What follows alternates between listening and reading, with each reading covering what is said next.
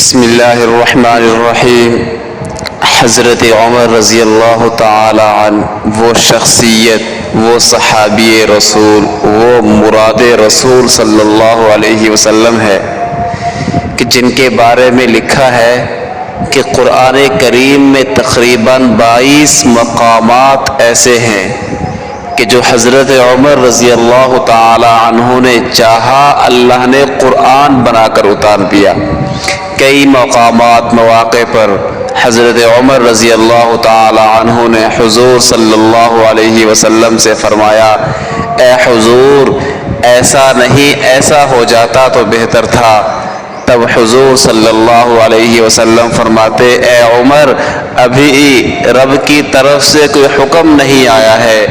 تو جو عمر رضی اللہ تعالی عنہ نے سوچا، جو ان کی پسندیدہ بات تھی، اللہ نے اس کو قرآن بنا کر اتارا اور فرمایا، اے محمد جو عمر نے چاہا میں نے اس کو قرآن بنا کر اتار دیا، اور یہ حکم ہمیشہ کے لیے ثابت اور مستحکم ہو چکا۔